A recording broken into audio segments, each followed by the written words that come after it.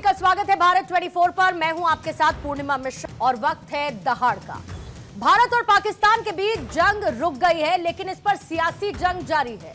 Trump बार बार व्यापार को बीच में लाकर समझौते की बात को दोहराते हैं। अब तक ट्रंप करीब 8 बार इस बात को दोहरा चुके हैं कि भारत और पाकिस्तान ने व्यापार की शर्तों पर युद्ध विराम किया, और यही बात विपक्ष को सरकार पर हमलावर होने का मौका देती है। कांग्रेस के महासचिव जयराम रमेश जो कि एक बार फिर से दोहरा रहे हैं कि ट्रंप भारत और पाकिस्तान को एक ही तराजू पर तौल रहा है, जो कि हमें कभी भी स्वीकार नहीं होना चाहिए। लेकिन सरकार की तरफ से ट्रंप के दावों पर चुप्पी हैरान करने वाली है। खैर, विपक्ष का काम है सवाल उठाना और सरकार का काम है जवाब देना, जो कि आज प्रधानमंत्री मोदी ने बीकानेर की रैली से किया। उन्होंने न सिर्फ आतंकिस्तान बल्कि आतंकिस्तान के हमदर्द चीन और अमेरिका को दो टूक जवाब दिया। कहा, जिनको अपने हथियारों पर घमंड था वो जमीन पर धूल फेंक रहे हैं, और जो भारत पाकिस्तान को एक तराजू पर तौल रहे हैं वो ये सुन लें कि पाकिस्तान पर अगर बात होगी तो सिर्फ पीओके पर बात होगी। फिर अगर पाकिस्तान ने आतंकवाद परोसने की कोशिश की तो जवाब हिंदुस्तान की सेना देगी। और यही बात विदेश मंत्री एस जयशंकर ने अपने विदेश दौरे के बीच एक इंटरव्यू में दोहराई कि व्यापार कोई शर्त है ही नहीं। पाकिस्तान ने घुटने टेके तब जाकर हमने सीज़फायर किया। आज इसी मुद्दे पर दहाड़ में करेंगे चर्चा, लेकिन उससे पहले इस मुद्दे पर विवाद, सवाल और साथ ही जवाब भी सुनेगा। 11 दिन में 8 बार राष्ट्रपति ट्रंप ने दोहराया है कि मैंने भारत और पाकिस्तान को लुभाया है, धमकाया है और युद्ध विराम करवाया। और हमारे प्रधानमंत्री डोनाल्ड भाई के दोस्त चुप हैं, हमारे विदेश मंत्री चुप हैं, अमेरिका के विदेश मंत्री कहते हैं अमेरिका की मध्यस्थता की वजह से ये युद्ध विराम हुआ। सब लोग चुप हैं, यानी कि भारत और पाकिस्तान अभी एक हो गए हैं।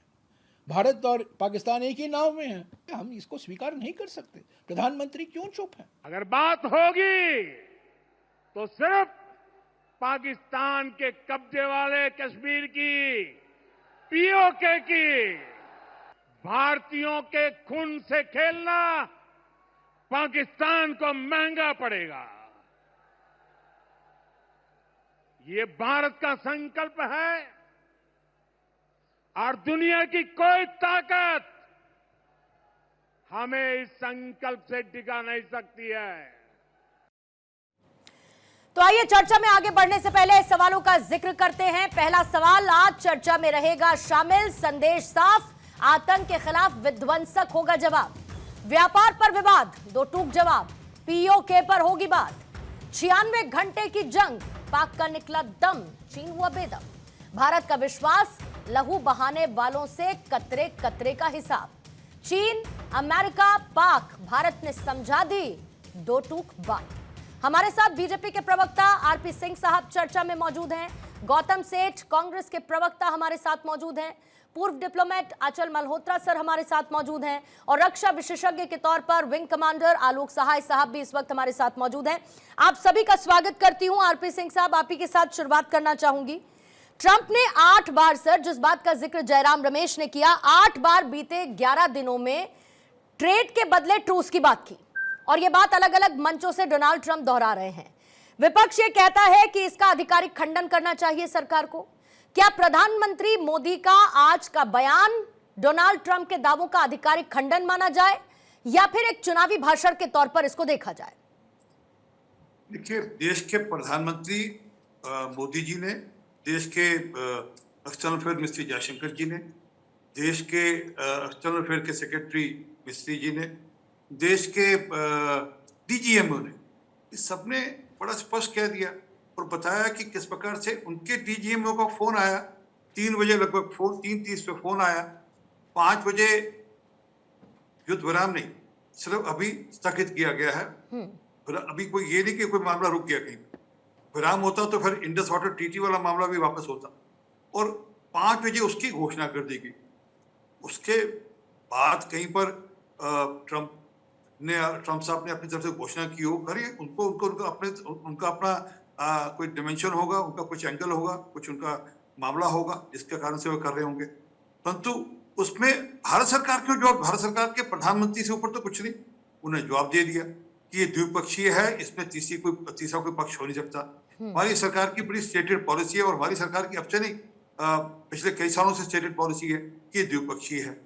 और लोगों का ध्यान बांटने के लिए बार बार आप किसी विदेशी व्यक्ति का सहारा लेते हैं और जानकर शरारत करते हैं।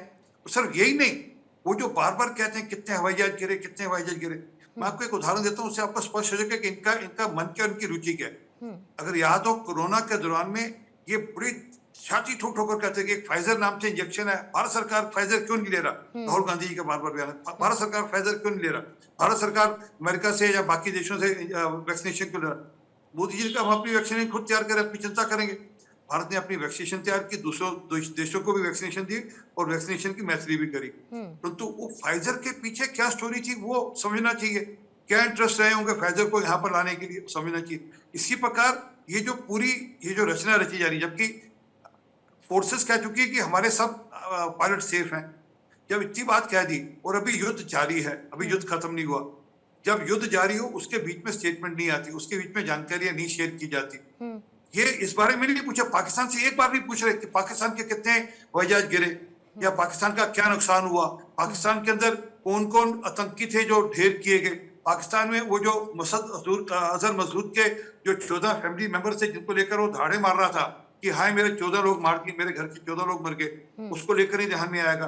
वो जो पाकिस्तान के जनरल उनके जनाजों में आए उसके बारे में कोई बात नहीं करेंगे कि यहाँ पर उनके जनाजों में, जो आतंकियों के जनाजे में, जिसमें मुद्दसर खादियान था, हाफिज मोहम्मद था, मोहम्मद यूसुफ अजहर था, खालिद अबू का अकासा था, मोहम्मद हसन, के कुछ नाम मेरे पास सूची है ऐसे 70 नामों की। तो उनके बारे उनके जनाजों पर जो पाकिस्तान के जनरल के, उसके बारे में बात नहीं करेंगे। परंतु इनको बार बार वह करना है जिसके कारण से किसी और को लाभ होता हो।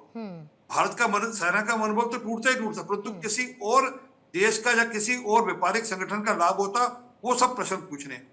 जब युद्ध खत्म हो जाएगा, जब भारत सरकार कह देगी कि हमारी तरफ से युद्ध की विराम हो गया या हमने सीज फायर घोषणा कर दी या हमने युद्ध खत्म कर दिया, उसका सब चीजें रखती जाएंगी, सारा पक्ष रख दिया जाएगा। तो शरारतपूर्ण ढंग से जानकर, डीजीएमओ से ऊपर कोई नहीं, इनको तो आर्मी के चीफ पे भी यकीन नहीं है। मुझे याद है ये कहते रहे जमीन हड़प ली, आर्मी के चीफ ने नरवणे साहब ने ऑन रिकॉर्ड आकर बोला कि एक सुई के मात्र के भी जमीन भारत की चाइना के पास नहीं पड़ती। तो यकीन नहीं थी, इनको यकीन नहीं आता, क्योंकि इनको आर्मी का, इनको फोर्सेस का मनोबल तोड़ना है। इनकी स्थिति इस प्रकार की, एक फोटोग्राफ है, इनकी स्थिति इस प्रकार की है, ये मुंह में राम राम, मन में कुछ और है और कहते कुछ और है। ये है एक्चुअल में इनकी स्थिति। ये करते रहे, देश समझ रहा है और देश पूरी तरह समझ रहा है कि इनके मन में क्या है और मोदी जी के मन में क्या है। जो उन्होंने कह दिया कि संदूर का बदला लिया गया है, तो लिया गया है, इसमें कोई शक नहीं है। ठीक है सर, ठीक है। आपके पास गौतम सेठ साहब आना चाहूंगी, और क्योंकि जयराम रमेश तो सर बहुत पुराने नेता हैं, तो जयराम रमेश पाकिस्तान के साथ तनाव के बीच में भी या पाकिस्तान की आतंकी गतिविधियों में इन्वॉल्व होने के दौरान भी, जब यूपीए की सरकार थी, तो I am sure Jairam Ramesh को क्रिकेट डिप्लोमेसी भी याद होगी, जयराम रमेश को पाकिस्तान के साथ बातचीत की बात भी याद होगी। कांग्रेस के लिए डोनाल्ड ट्रंप का बयान ज्यादा महत्वपूर्ण है या फिर भारतीय डिफेंस फोर्सेस की तरफ से की गई कार्रवाई को ज्यादा महत्वपूर्ण कांग्रेस मानती है? इस सवाल का जवाब गौतम सेठ साहब आपके पास लें। गौतम सेठ साहब, सवाल मैं पूछ चुकी हूं, आपका जवाब सर। पूर्णिमा जी, आज सवाल कांग्रेस या भाजपा का नहीं है, आज सवाल इस देश की सॉवरेनिटी का है, प्रभुता का है। और सवाल यह है कि सेना और इस देश के सिटीजन्स का मनोबल कब टूटता है।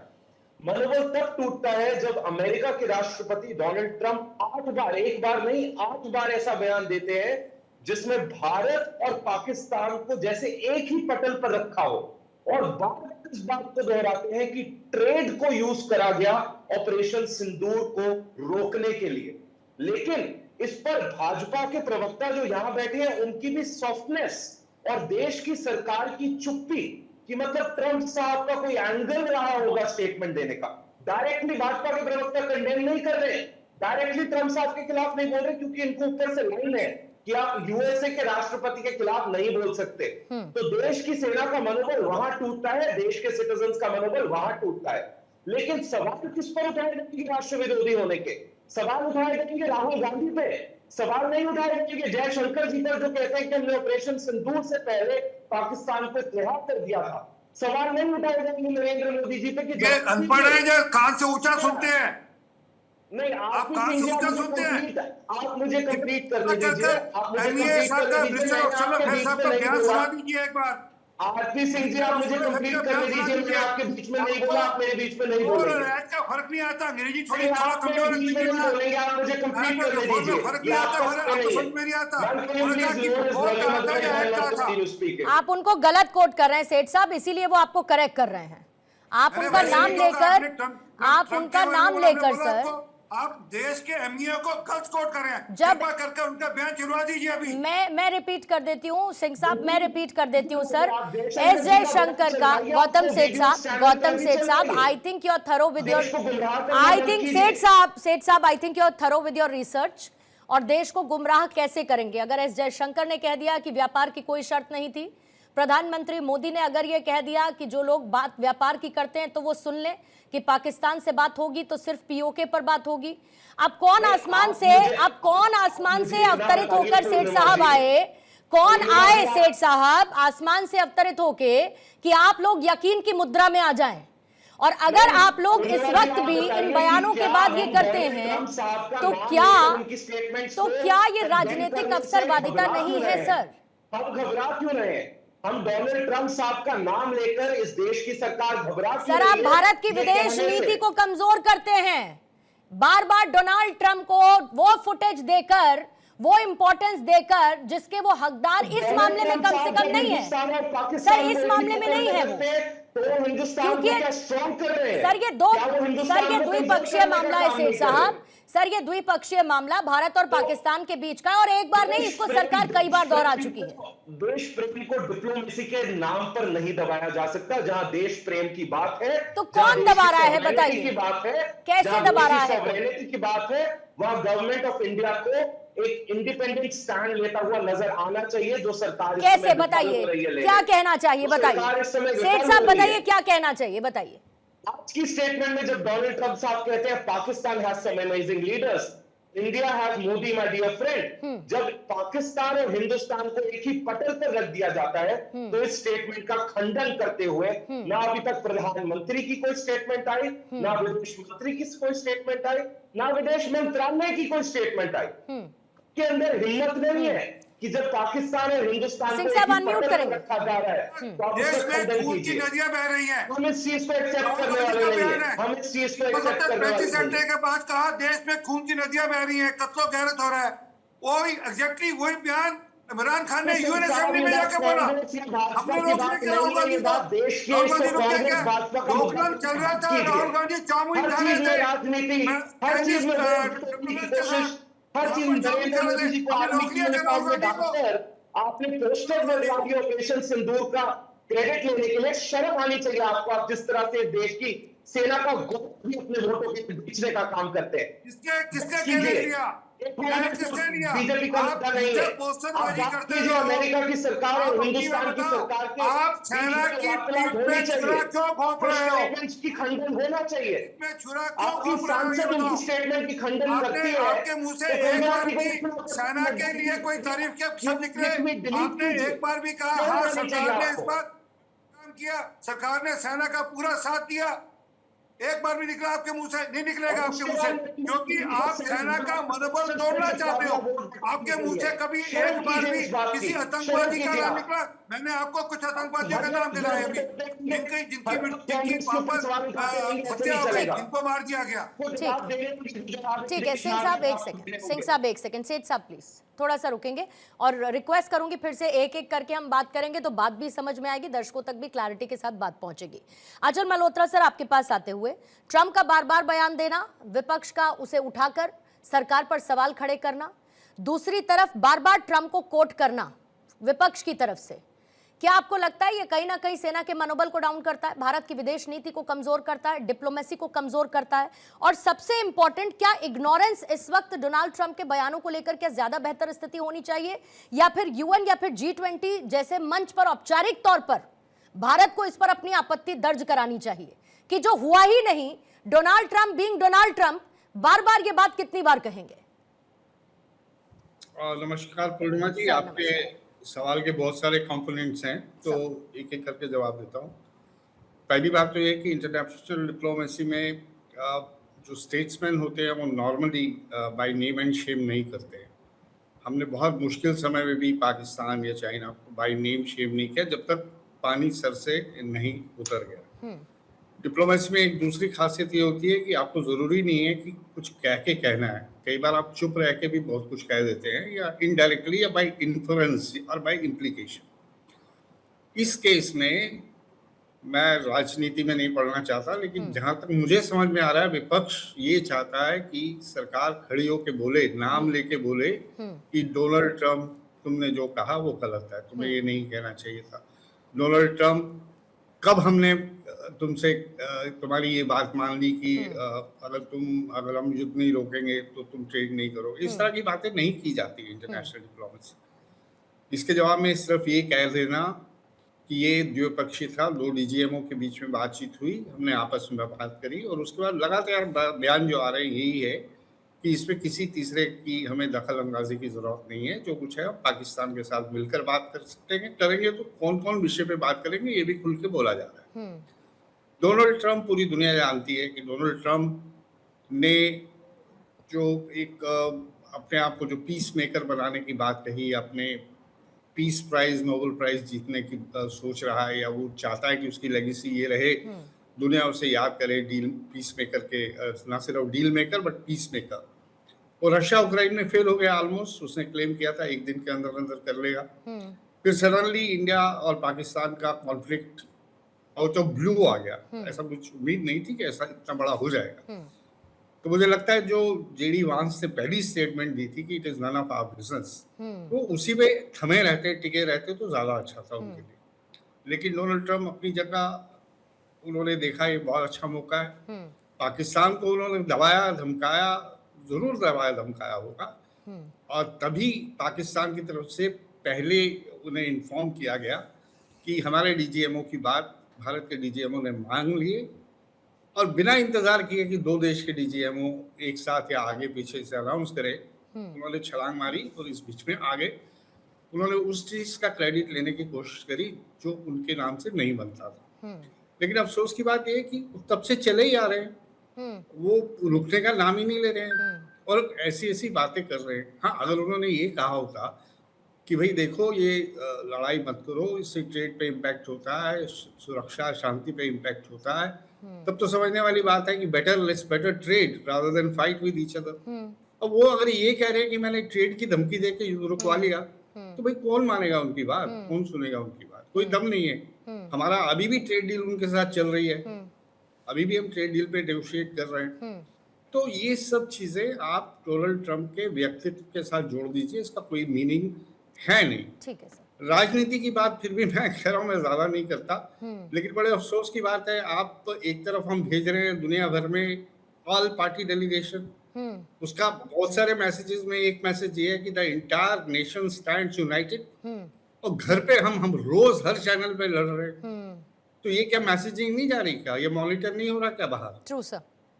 तो we have to be a little careful about it. ठीक। एंड दूसरे मैकेनिज्म है, अगर सरकार चाहेगी तो जिस समय ठीक लगेगा कोई सेशन बुला के या कोई ब्रीफिंग करके, एक ब्रीफिंग तो हो गई है ऑलरेडी पार्लियामेंट्री कमेटी की, मेरे ख्याल से एक्सटर्नल अफेयर्स की पार्लियामेंट्री कमेटी की, शायद जब ये डेलीगेशंस वापस आएंगे तब हो जाएगी। ठीक है सर। और बहरहाल डोनाल्ड ट्रंप की जो सबसे बड़ी जो बात है जो मुझे खटक रही है कि सडनली उन्हें पाकिस्तान प्रेम जाग पड़ा उनके मन में, कि वो पाकिस्तान को भारत के साथ इक्वेट करना शुरू कर दिया उन्होंने। पाकिस्तान में एक्सीलेंट पीपल, बहुत बढ़िया लीडरशिप। तो ये सब इसके पीछे क्या है? इसके पीछे बालूचिस्तान के रेयर मिनरल्स हैं, क्रिटिकल मिनरल्स हैं, क्रिप्टो करेंसी की डील्स हैं। तो हमें इन सब चीजों को सोचना चाहिए, समझना चाहिए कि डोनाल्ड ट्रंप दिखने में बेवकूफ हैं, लेकिन वो हकीकत में बेवकूफ नहीं है। वो डील मेकर ही है। वो चाहेंगे कि पीस मेकर के नाम से जाने जाएं। और वो तो सब वैसे भी कह चुके हैं कि मेक अमेरिका ग्रेट अगेन, हम तो उसी के लिए चलेंगे, हम किस तरीके से अमेरिका को मजबूत करेंगे। लेकिन आलोक साय साहब, जो बात अभी अचल सर ने कही क्योंकि सर ये तो फैक्ट है कि पाकिस्तान अमेरिका की गोद में जाकर हमेशा से बैठा है, बहुत ज्यादा दुलारा रहा है, और खास तौर से जिस तरीके की कंडीशंस बदली हैं, रूस और चीन उसके करीब पाकिस्तान का आना, आपको लगता है कि ऐसी बहुत सारी वजह हैं जो पाकिस्तान का मोह ट्रंप के लिए अब ज्यादा इंपॉर्टेंट हो गया है, और ये वजह भारत के साथ उसकी दूरी का एक आधार बनेगी या बन सकती है? इसकी कितनी संभावना है? अनम्यूट करेंगे साय साहब।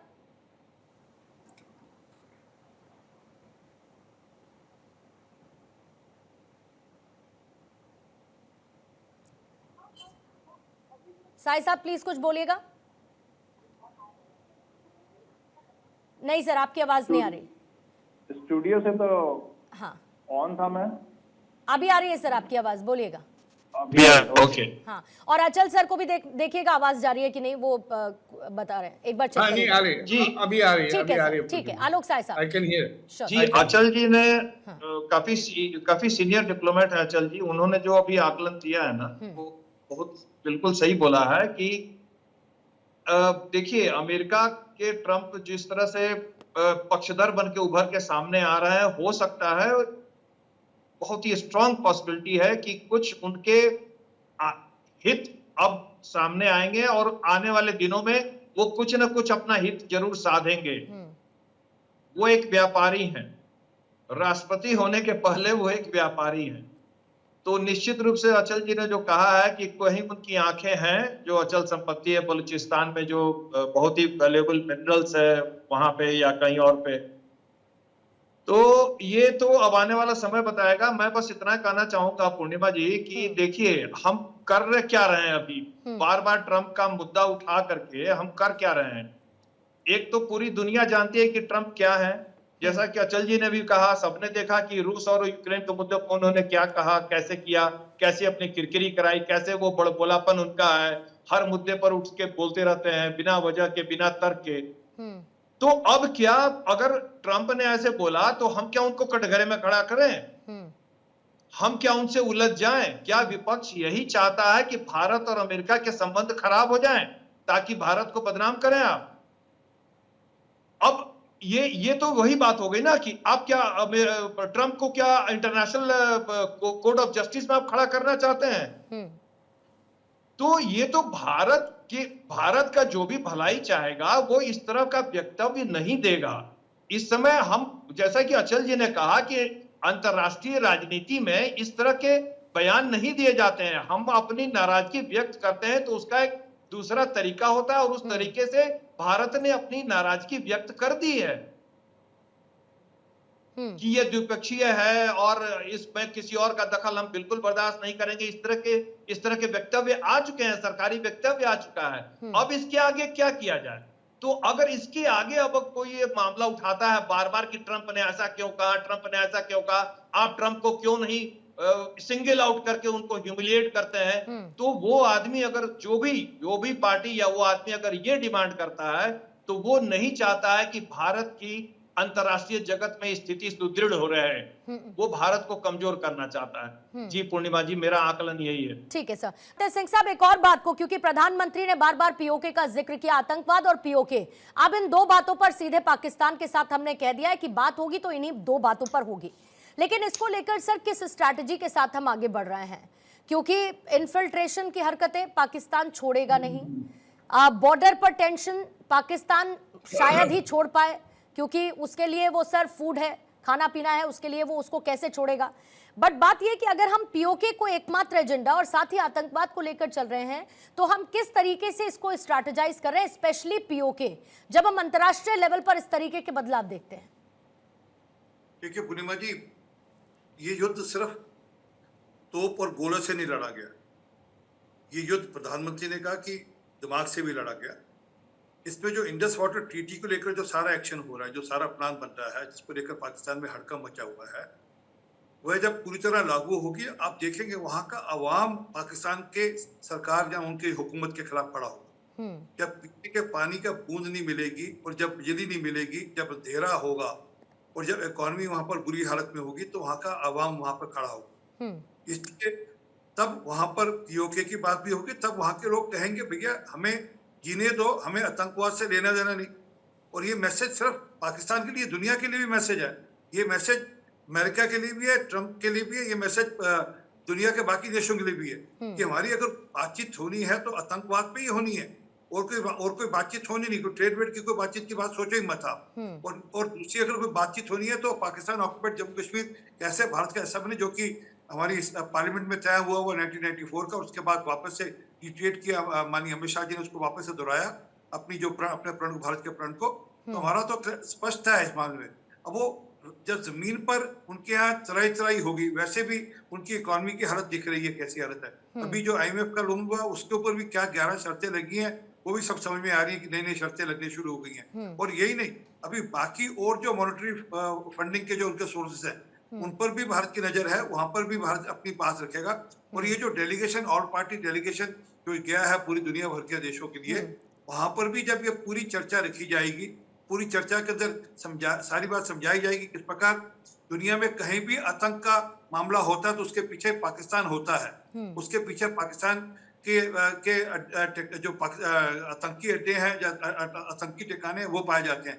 जिस प्रकार ओसामा बिन लादेन अगर पाया गया तो पाकिस्तान में पाया गया। ये क्या कि थोड़ा मेमोरी लोगों की शार्प करने के लिए, वापस से ठीक करने के लिए ये डेलीगेशंस गए हैं, और दुनिया भी समझेगी। और जब मैंने कहा कि वहां पर नीचे चढ़ाई होगी, ये कोई ये नहीं है कि हमने कोई उनके वहां के लोगों को गोली मारनी है या वहां के लोगों पर हमले करने हैं, ये हमारी स्ट्रेटेजी नहीं है। हमारी स्ट्रेटेजी बड़ी है, क्लियर है कि वहां के लोग वहां की सत्ता के खिलाफ खड़े हों, और वहां के जो हुक्मरान है, वहां की जो आर्मी है, वहां के फोर्सेस है, उनके खिलाफ खड़े हों, तो मामला अपने आप अपने रास्ते पे आएगा। वो पाकिस्तान ऑक्युपाइड कश्मीर का हो, वो आतंकी अड्डों का हो, वो जो आतंकी काली भेड़े उनके यहाँ है जिनको वहां पर संरक्षण वहां की सरकार या वहां की आर्मी देती है उसका हो, तो अपने आप लोग उनके खिलाफ खड़े हो। ठीक है सेठ साहब, जहां पर अभी बहुत इंपॉर्टेंट बात कही गई कि हम एक डेलीगेशन भेज रहे हैं और उसमें खास तौर पर विपक्ष को शामिल करना एक बहुत बड़ी मैसेजिंग है, और कहते हैं कि इस तरीके के मैटर्स में, इंटरनेशनल मैटर्स में संदेशों की बड़ी अहमियत होती है। आप किस तरीके की मैसेजिंग करते हैं बहुत इंपॉर्टेंट है।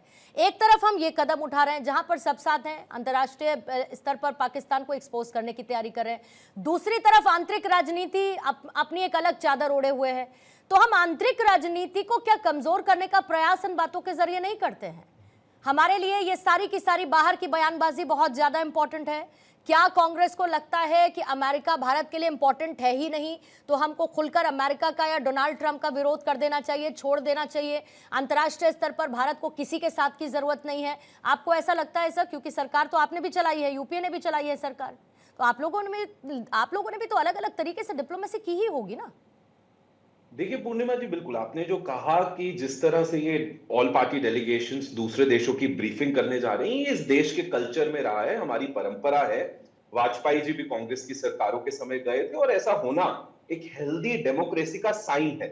इससे मैं बिल्कुल दो राय नहीं लूंगा, और इससे देश को जो है स्ट्रेंथ मिलती है। दूसरे देशों के सामने एक यूनाइटेड इंडिया जहां प्रेजेंट होना जरूरी है, वो प्रेजेंट होना भी चाहिए। राहुल जी ने और चाहे हमारे तमाम नेतृत्व ने लगातार सारी ऑल पार्टी मीटिंग्स जो हुई, चाहे प्रधानमंत्री ऑल पार्टी मीटिंग्स में नहीं पहुंचे, फिर भी कहा कि हम सरकार के साथ खड़े होते हैं, हम लोग देश की सेना के साथ खड़े होते हैं, जो भी कदम आप लोग उठाना चाहें आप कदम उठाएं। तो फिर अभी क्यों? पूर्णिमा जी, तो फिर अभी ये सब क्यों? फिर ये सब क्यों? आप इस बात के लिए क्रेडिट भी लेना चाहते हैं। आपके इफ एंड बट और सटायर भी हर किसी को समझ में आते हैं। प्रधानमंत्री नहीं पहुंचे तो कोई बात नहीं, तो आपके सटायर ठीक है पॉलिटिकली सर, पर मैं ये कह रही हूं कि क्या ये राष्ट्रीय सुरक्षा का मुद्दा नहीं है? क्या ये भारत की संप्रभुता का मुद्दा नहीं है? और अगर ये परंपरा हमेशा से रही है, जो मैं भी जानती हूं रही है, तो ऐसे में इस परंपरा के साथ साथ हम ये पॉलिटिक्स या अवसरवादी राजनीति के पचड़े में पड़ क्यों रहे हैं ऐसे समय पर? पूर्णिमा जी, मुझे बहुत खुशी होती अगर यही सवाल उस समय आडवाणी जी और सुषमा स्वराज जी से भी पूछा जाता जब 26/11 के बाद भाजपा सड़कों पर थी, यूपीए सरकार के खिलाफ प्रोटेस्ट किए जा रहे थे, संसद के पटल पर लगातार सरकार की विफलता के बारे में बोला जा रहा था, गृह मंत्री का इस्तीफा भी हुआ, लिया भी गया, और होना भी चाहिए। विपक्ष का काम है सवाल उठाना, और यदि हम विपक्ष में सवाल उठाते हैं तो हमें राष्ट्र विरोधी कह दिया जाता है। सर, लेकिन मोदी जी, सर अभी लेकिन पूर्णिमा जी, सर आप मुझे एक आपको मिनट, ट्वीट करने सेठ देंगे, साहब आप नहीं, मुझे आपको ट्वीट करने सेठ साहब देंगे। सुनिए, एक सेठ लाइन और मैं साहब, कांग्रेस सेठ के साहब बारे मैं में बार बार बोलूंगा, इस बात, एक लाइन, सेठ साहब एक लाइन मैं और कहूंगा। सर फर्क है ना, लेकिन जब आप देश के सुनिए, प्रधानमंत्री आर्मी सेठ की साहब, यूनिफॉर्म पहने, तब कोई भी पोस्टर्स पर डिफेंस, ऑपरेशन की सिंदूर तब कोई भी का क्रेडिट उस लेते नजर दौरान आते सेठ हैं, साहब तब सैन्य मीडिया कार्रवाई सवाल नहीं, पूछती कि सेठ राजनीति हो साहब रही उस है। वक्त सैन्य कार्रवाई नहीं हुई थी पाकिस्तान के खिलाफ, अभी सैन्य कार्रवाई हुई है, आप ये समझिए, क्योंकि हम पर हमला किया गया, हमने जवाबी कार्रवाई की, हमने सैन्य कार्रवाई की, हमने आतंकी अड्डों को तबाह किया, हमने पाकिस्तान के एयरबेस को तहस नहस कर दिया। विपक्ष सवाल पूछना छोड़ दे, नहीं बिल्कुल पूछे, लेकिन मैं ये कह रही हूं कि क्या ऐसे समय पर क्या आपकी राजनीति ज्यादा महत्वपूर्ण है सर? ऐसे समय पर क्या राजनीति ज्यादा महत्वपूर्ण है? छोड़ दिया है, आप विपक्ष को तो सवाल पूछने दीजिए, नहीं तो सवाल पूछेगा कौन? सर समय मीडिया की, तो सवाल पूछने का सर समय की महत्ता क्या कांग्रेस भूल गई है? डेलिकेट समय कुछ होता है, ये भूल गए हैं क्या आप लोग? प्लीज हमें गोदी विपक्ष मत बनाइए, मीडिया सवाल पूछना बंद कर चुकी है, लेकिन अगर आपको सुनाई देना बंद हो चुका है सवाल, अगर आपको सवाल सुनाई देना बंद हो चुका है तो वो कांग्रेस की इंडिविजुअल प्रॉब्लम है, उसका किसी मीडिया से सर कोई लेना देना नहीं है। और प्लीज इस इनसिक्योरिटी से बाहर निकल आइए सेठ साहब, इनसिक्योरिटी से बाहर निकलिए। राष्ट्रीय सुरक्षा की बात है, राष्ट्रीय सुरक्षा की बात है, और जब बात राष्ट्रीय सुरक्षा की होगी तब देश और पार्टी एकजुट रहे। अगर इस बात को मुझे 100 बार भी दोहराना पड़ेगा तो मैं अपनी पीठ ठोक कर इस बात को 100 बार दोहराऊंगी sir.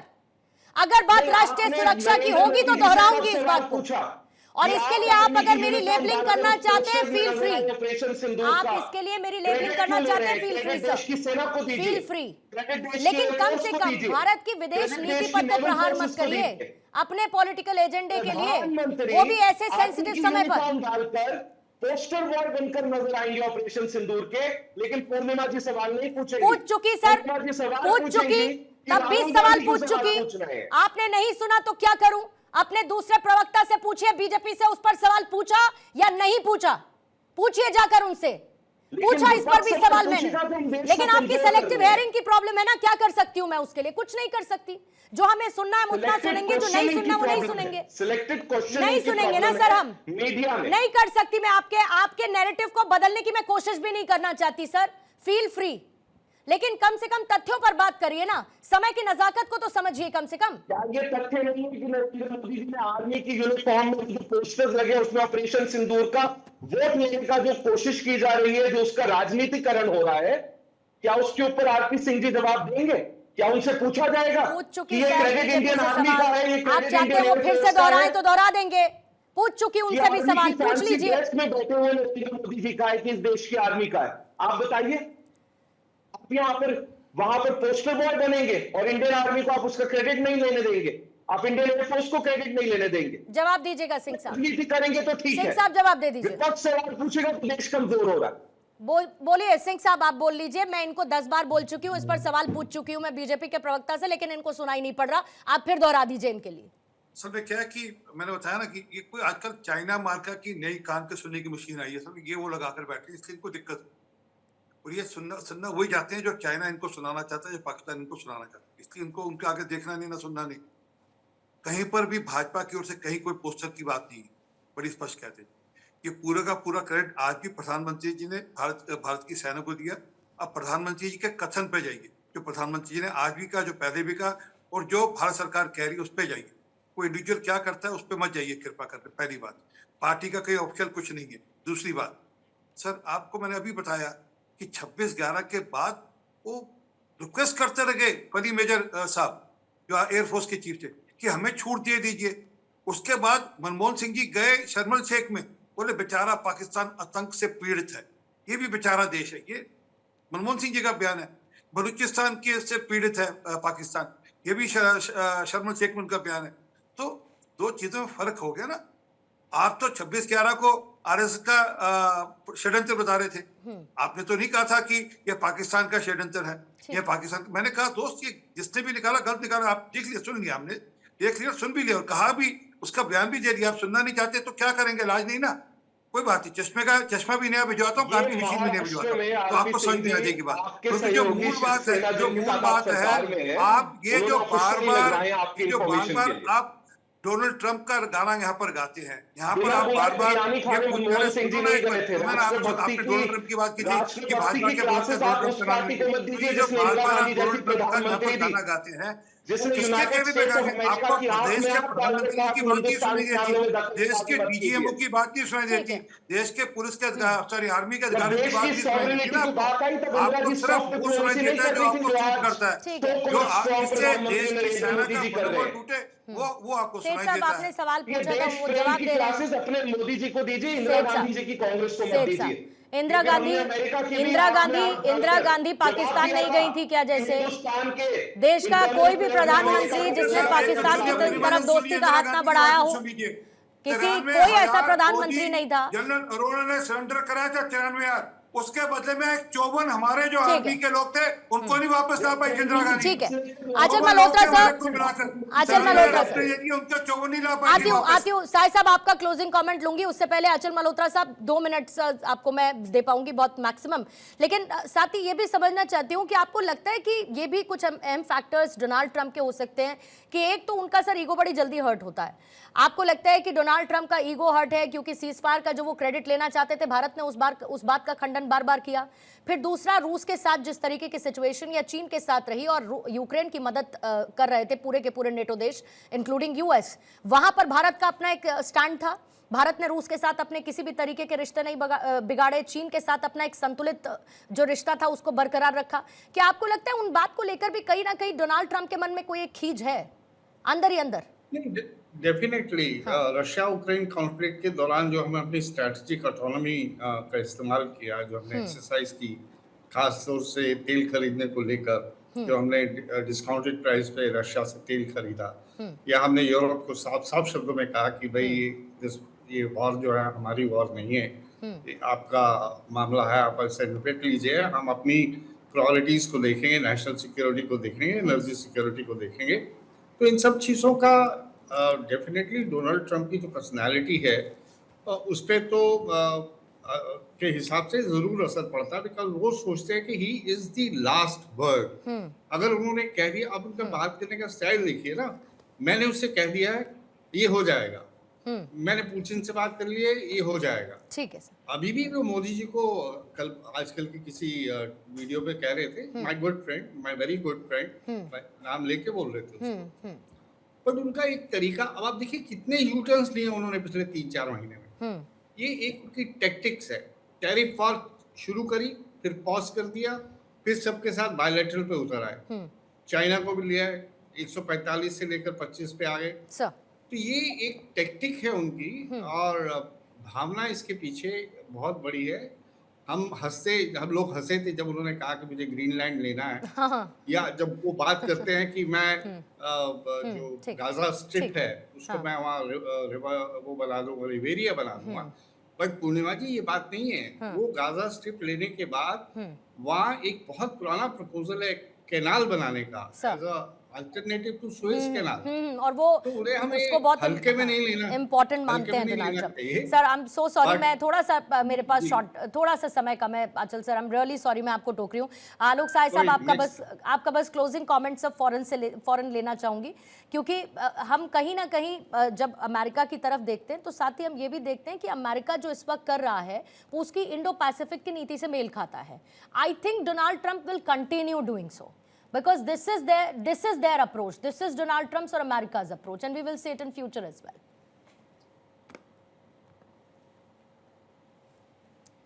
Alok Sai sahab, unmute please. हाँ, जिसमें कोई शक नहीं है कि अमेरिका जो कर रहा है वो अपने ब्रॉडर पर्सपेक्टिव में कर रहा है। उसको क्या राजनीति में परिवर्तन लाना है इंडो पैसिफिक में, उस हिसाब से वो सब चीजों को देखेगा। पाकिस्तान में क्या इन्वेस्टमेंट करना है और फुटहोल्स आगे बढ़ाने चाह रहा है, वो क्या उसकी मंशा है, वो तो उसके तहत अब आगे बढ़ रहा है। मैं 2 बातें करना चाहूंगा क्लोजिंग कमेंट में पूर्णिमा जी। देखिए, एक तो इंदिरा गांधी ने जो किया 1971 में, उसकी तारीफ आज भी विपक्ष भी, भारतीय सेना भी और हर नागरिक करता है। सर। उसकी क्रेडिट एक पार्टी लेती है, आज भी लेती है, 54 साल के ठीक है। बाद भी। तो जब ऐसा लेती है तो आज जो मोदी कर रहे हैं तो वो भी अपना क्रेडिट लेगा भाई, सर क्विकली वो भी एक पार्टी के नेता है। हाँ। तो इसमें बुराई क्या है, मैं ठीक। तो ये जानना चाहता हूँ, नंबर है, एक। सर। नंबर दो, मैं ये कहना चाहता हूँ कि देखिए किसी के ऊपर अगर देशद्रोही होने का आरोप अगर लगता है ना, तो वो इसलिए नहीं लगता है कि सरकार की आलोचना कर रहा है। ठीक है। सरकार की आलोचना एक बहुत ही अच्छा ट्रेडिशन है डेमोक्रेसी में।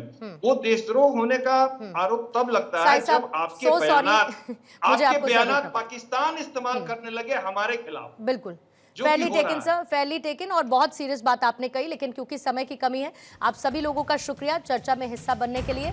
लेकिन साथ ही सवाल ये नहीं है कि ट्रंप ने क्या कहा, सवाल ये है कि भारत ने क्या किया है। पाकिस्तान अगर घुटनों पर है तो उसे उठने का मौका नहीं मिलना चाहिए, न युद्ध विराम की शक्ल में, न व्यापार के बहाने। और भारत की नीति स्पष्ट होनी चाहिए, शांति तभी जब सीमा पार से शराफत हो, और अगर नहीं तो जवाब सरहद पर भी मिलेगा और दुनिया के हर मंच पर मिलेगा। जवाब दो टूक रहेगा, कूटनीति में भी, राजनीति में भी।